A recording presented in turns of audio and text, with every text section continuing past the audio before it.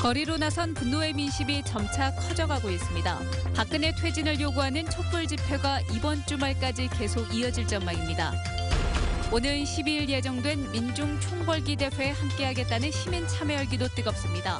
광주에서만 수천 명이 상경할 것으로 예상됩니다. 난방용 등유를 섞은 가짜 경유를 전국 주유소에 유통시켜 5억 원대의 부당이득을 챙긴 일당이 적발됐습니다. 대다수 마을 기업들이 자리를 잡는 데 어려움을 겪고 있습니다. 시장 개척과 수익 창출에 어려움을 겪으며 영세성을 극복하지 못하고 있습니다. 여러분 안녕하십니까? 거리로 나온 분노의 민심이 점차 커지는 추세입니다. 어린이 청소년부터 중장년층까지 촛불을 들고 거리로 나오고 있습니다. 오는 11월 12일 열릴 최대 규모의 촛불 집회를 향해 촛불은 꺼지지 않고 타오를 전망입니다. 김민정 기자입니다. 촛불을 든 수녀들이 광주 금남로 거리로 나섰습니다. 촛불과 함께 대통령의 처벌과 여당의 해체를 요구하는 피켓을 들고 시국 미사가 열리는 광주 남동성당으로 행진합니다. 현 정권이 제대로 잘 안 들어가는 데 대한 안타까움과 그리고 빨리 나라가 안정이 돼서 또 모든 국민들이 또 신뢰하고 믿고 살아갈 수 있는 남동성당에서는 천여 명의 신자와 신부, 수녀 등이 참석한 가운데 부패한 정권의 퇴진을 요구하는 시국 미사가 열렸습니다. 오는 12일 민중 총궐기에서 열릴 대규모 촛불 집회를 앞두고 촛불은 일주일 내내 타오를 전망입니다. 민주노총, 민주주의 광주행동, 더불어민주당의 촛불 집회 등이 이번 주에 예정돼 있습니다. 지난 주말 5천여 명의 시민이 광주 도심에서 열린 집회에 참석하는 등 참여하는 시민의 연령층과 참가 폭은 연일 불어나는 추세입니다. 8.7 유월항쟁에 버금가는 그런 국면인 것 같습니다. 현재 시민들이 그만큼 많이 시내로 거리로 나오는 모습을 보여주고 있는 한 단면이라고 봅니다. 거리에서 타오르기 시작한 시민들의 마음은 이번 전국에서 최대 변수로 작용하게 될 전망입니다. MBC 뉴스 김민정입니다. 오는 주말 서울에서 열리는 민중 총궐기에 광주에서도 많은 사람들이 참여할 것으로 보입니다. 예상을 뛰어넘는 참여 열기에 전세 버스를 구하지 못해 애를 먹는 단체들도 있습니다. 윤근수 기자입니다. 지난 주말 광화문 광장을 가득 메운 촛불이 이번 주말엔 더 커질 걸로 보입니다. 일찌감치 총궐기 참여를 준비해온 광주 지역 노동계는 참여 인파가 당초 목표했던 것보다 훨씬 늘어날 걸로 예상하고 있습니다. 계속 문의가 오고 있고 시민들도 함께하겠다 하고 있어서 당초 계획은 8천을 계획했는데 한 1만이 넘어가지 않을까 예상하고 있습니다.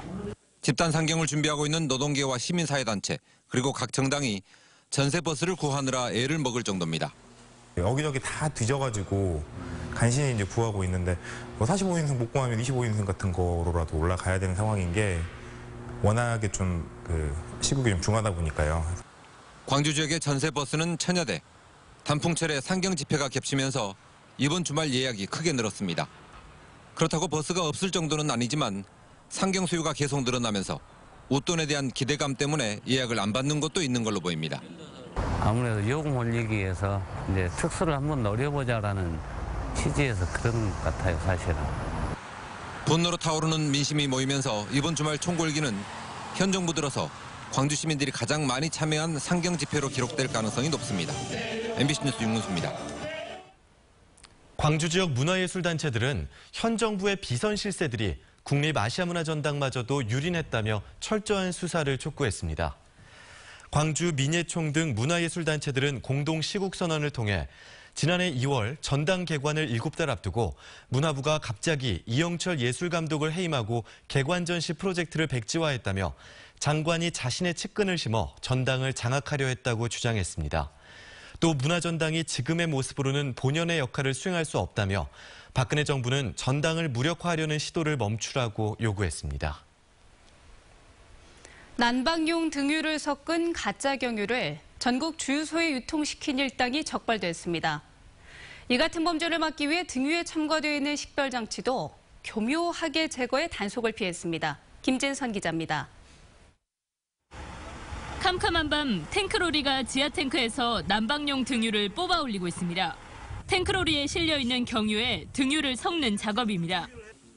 50살 장모 씨 등 6명은 등유를 섞어 만든 가짜 경유를 차량용으로 유통해오다 경찰에 적발됐습니다. 등유가 경유보다 1리터에 400원가량 30% 이상 저렴한 점을 노렸습니다. 식별제를 제거한 등유를 경유에 혼합하는 방법으로 가짜 석유를 제조한 후 호남, 충청, 경기 지역 주유소에 판매한 이들이 올해 초부터 전국 11개 주유소에 판매한 양은 44만 리터, 5억 2천만 원 상당. 가짜 경유를 판별하기 위해 정상 등유는 제조 과정부터 시약을 넣으면 보랏빛으로 변하는 식별제를 첨가하지만 무용지물이었습니다. 이들이 가짜 석유를 만들기 위해 개조한 차량입니다. 이 여과 장치를 통과한 등유는 현장에서 구분할 수 없도록 식별제가 제거됐습니다. 그 등유가 내려가면서 식별제가 거기에 흡착을 합니다. 그 공극들에. 그래서 식별제가 제거돼서 나중에 등유만 나오는 거죠. 등유를 섞은 경유는 윤활성이 낮아 연비 저하와 연료장치 고장을 일으키는 것으로 조사됐습니다. 경찰은 장 씨 등 6명을 구속하고 이들에게 해상급유용 경유를 불법으로 공급한 선박급유업자 등 21명을 입건했습니다. MBC 뉴스 김진선입니다. 업무 시간에 병원에 다녀오겠다고 말했다는 이유로 직원을 때리고 해고한 마트점장이 경찰에 붙잡혔습니다. 광주 서부경찰서에 따르면 마트점장 41살 A씨는 지난달 말 광주 서구 광천동의 마트 안에서 점원 B씨가 병원에 다녀오겠다고 하자 해고하겠다며 폭행한 혐의를 받고 있습니다. 경찰 조사에서 A씨는 평소 근무 태도를 지적했는데 말대꾸를 해 화가 나 점장 권한으로 해고했다고 진술했습니다.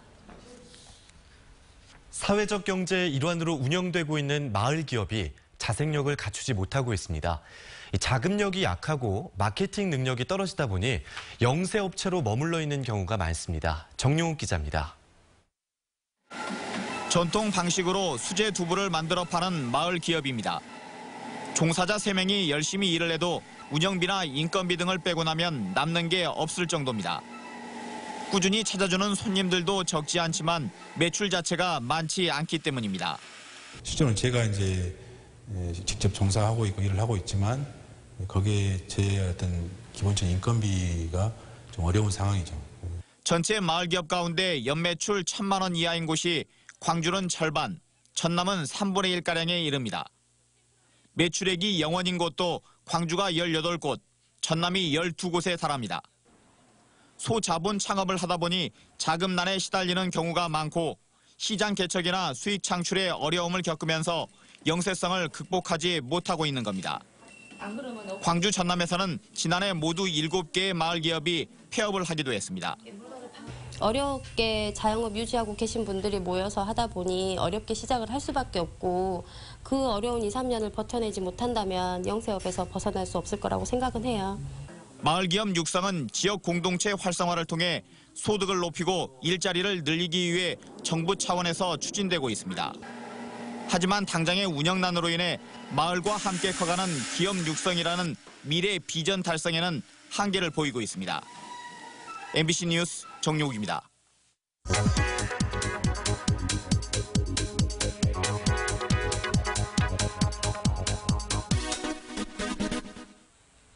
내년부터 빈병 보조금이 2배 이상 오릅니다. 소주 빈병은 40원에서 100원으로 그리고 맥주병은 50원에서 130원으로 이렇게 인상이 됩니다. 2달만 기다렸다가 빈병을 되팔면 많은 이득을 볼 것으로 생각하는 사람들도 있을 법한데요. 벌써부터 빈병을 사재기 하는 현상이 나타나고 있습니다. 지난 9월 광주에서는 32만 9천여 개의 빈병이 회수가 됐는데요. 1월에 45만 5천여 병이 수거된 것과 비교하면 사실은 이렇게 눈에 띄게 줄었습니다. 재활용품 수거업체에도 최근 들어 빈병을 팔러 오는 사람이 눈에 띄게 줄었다고 합니다. 정부와 자치단체는 빈병을 사재기하지 못하도록 내년 3월까지 특별 단속에 나서기로 했습니다. 또 소매업자나 수집업체가 빈병을 사재기할 경우에는요, 2년 이하의 징역 또는 5천만 원 이하의 벌금이 부과되는데요. 무엇보다 현재 보관 중인 빈병은 내년에 반납해도 인상된 보증금을 받을 수 없다는 사실 알아두셔야겠습니다. 카드뉴스였습니다. 광주은행의 인터넷 뱅킹 처리가 지연돼 고객들이 불편을 겪었습니다. 광주은행은 지난 주말 전산 시스템을 교체하는 과정에서 인터넷 뱅킹이 중단된 이후 오늘 고객들이 한꺼번에 몰리면서 인터넷 뱅킹 이용에 차질이 빚어졌다고 밝혔습니다. 광주은행은 현재는 문제를 바로잡아 정상적인 이용이 가능하다고 설명했습니다. 국제수영연맹이 2019년 세계수영대회에 대한 정부 보증을 계속 요구하는 가운데 조영택 사무총장이 내일과 모레 스위스 로잔에서 연맹 관계자들을 만납니다. 세계수영대회 조직위는 개최도시 협약서 서명 문제 등을 협의할 예정이라고 밝혔지만 연맹 측이 수영대회 개최 비용에 대한 정부 보증을 요구한 상황에서 연맹의 의구심을 풀 수 있을지 주목됩니다. 한편 광주시가 요구한 내년 예산 74억 원 중 문체부는 19억 원만 반영했고 최근 국회에서 증액을 검토하고 있다고 말했습니다.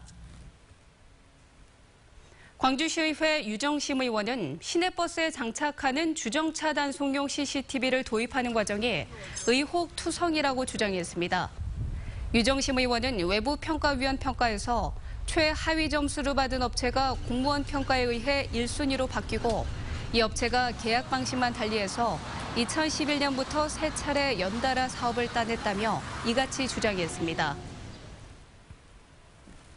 광주시의회 주경림 의원은 시의회 행정사무감사에서 국립야생동물보건연구원을 건립하는 과정에서 억대의 설계비가 낭비됐다고 지적했습니다.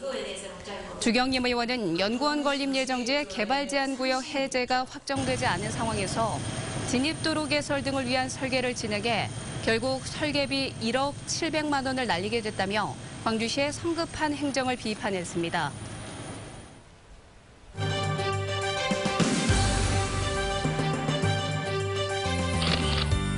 광주 서구가 지역 아동센터 아이들과 함께 화순 치즈 피자 체험학교에서 다양한 체험 활동을 했습니다. 광주광역시 교육연수원이 중학교 교사와 학생이 함께하는 사제동행 요리교실을 운영했습니다. 금호 한우리회 봉사단이 이웃을 위해 이중창 설치와 도배 등 집수리 재능 기부에 나섰습니다. 장성군이 홍길동 테마파크에서 드림스타트 아이와 보호자를 대상으로 가족 캠프를 개최했습니다. 광주지방검찰청은 올해 초부터 10월까지 수사기관에 허위 신고나 고소를 한 무고 사범 30명을 적발했다고 밝혔습니다. 광주지검에 따르면 회사원 56살 A씨는 지인인 여성을 성폭행하고 고소당하자 여성이 자신을 음해했다며 허위로 맞고소했다 성폭행과 무고 혐의로 기소됐습니다.